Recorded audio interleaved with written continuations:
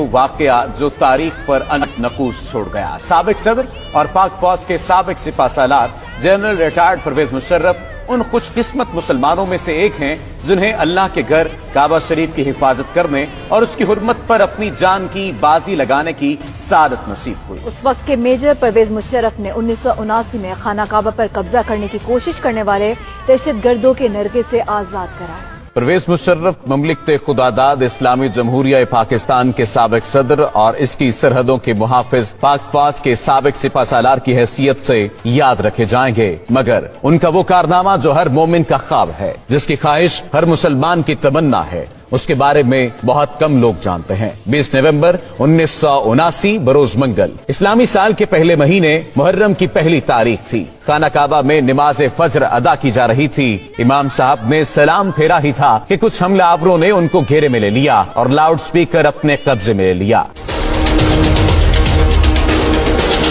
اس وقت حرم شریف میں ہزاروں نمازی موجود تھے۔ حرم شریف کے ان حملہ آوروں کا سرغنہ 27 سالہ محمد بن عبداللہ القحطانی تھا، جس نے 4 سال تک مکہ یونیورسٹی میں اسلامی قانون کی تعلیم حاصل کر رکھی تھی۔ اس نے لاؤڈ سپیکر پر اعلان کیا کہ وہ اس صدی کا امام مہدی ہے، میرے ہاتھ پر سب لوگ بیعت کریں۔ He told a certain person to stand up and called him to the microphone and he said, "O Muslims, this is your Mahdi.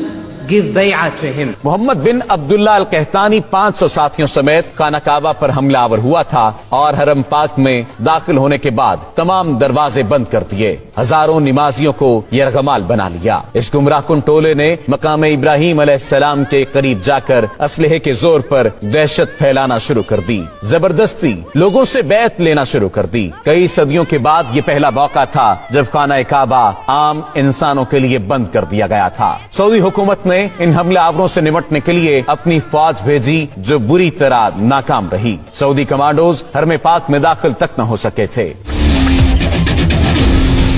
یہ خبر جنگل میں آگ کی طرح پوری دنیا میں پھیل گئی کہ خانہ کعبہ پر دہشت گردوں نے قبضہ کر لیا ہے۔ یہ سن کر مسلم امہ میں غم و غصے کی لہر دوڑ گئی۔ اس وقت خانہ کعبہ کو نقصان پہنچائے بغیر دہشت گردوں کا خاتمہ ممکن نہیں تھا، کیونکہ سعودی فوج ایسی مہارت نہیں رکھتی تھی۔ اس وقت سعودی حکومت کا فرانسیسی حکومت کے ساتھ دفاعی معاہدہ بھی تھا، لیکن فرانسیسی کمانڈوز غیر مسلم ہونے کی وجہ سے خانہ کعبہ میں داخل نہیں ہو سکتے تھے۔ تب سعودی فرمانروا شاہ خالد نے خانہ کعبہ کے دفاع کے لیے پاکستانی حکومت سے رابطہ کیا اور کہا کہ پاک فوج بیت اللہ کا دفاع کرے۔ اس وقت جنرل ضیاء کی حکومت تھی اور پاک فوج تو پہلے ہی بیت اللہ کے تحفظ کے لیے تیار بیٹھی تھی۔ SSG کے کمانڈوز پر مشتمل ایک خصوصی دستہ ترتیب دیا گیا اور اسے حرم پاک کی پاسبانی کے لیے سعودی عرب روانہ کیا گیا۔ SSG کے ان کمانڈوز کی قیادت ایک میجر کو سونپی گئی، اس کا نام میجر پرویز مشرف تھا۔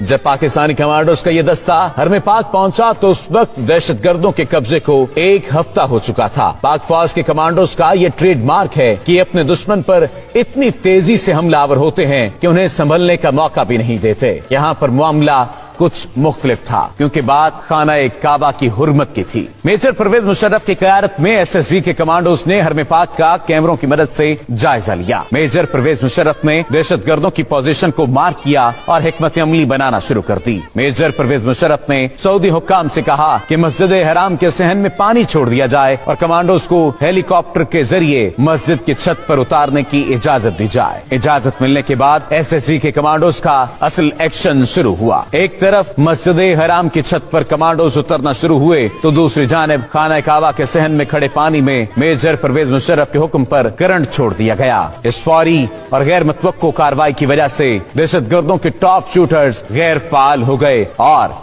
SSG کے کمانڈوز کے سنائپرز نے فضا سے ہی دہشت گردوں کو نشانہ بنانا شروع کر دیا۔ جو ہی SSG کمانڈوز کی پوزیشن مضبوط ہوئی، صحن میں چھوڑی گئی بجلی بند کر دی گئی اور کمانڈوز بجلی کی تیزی کی طرح دہشت گردوں پر جھپٹے، انہیں قابو کر لیا۔ زندہ بچ جانے والے حملہ آوروں کو گرفتار کر لیا گیا۔ دہشت گردوں کا سرغنہ محمد بن عبداللہ القحطانی اسی آپریشن کے دوران پاک فوج کے کمانڈوز کی گولیوں کا نشانہ بن گیا تھا۔ میجر پرویز مشرف کی ذہانت اور SSG کمانڈوز کی دلیری کی وجہ سے से कम नुकसान हुआ और दहशतगर्दों के मजमूम अजाइम को खाक में मिला दिया गया। ये वही मेजर परवेज मुशर्रफ था जो बाद में पाक फौज का सिपा सालार बना और पाकिस्तान के सदर का हुदा भी संभाला। इसी वजह से आज तक सऊदी हुकूमत परवेज मुशर्रफ की इज्जत व तौकीर करती है और उनके लिए खाना काबा का दरवाजा खोला जाता है। सऊदी हुकूमत समेत पूरी मुस्लिम उम्मा परवेज मुशर्रफ की शुजाअत और बहादुरी की गर्वेदा है।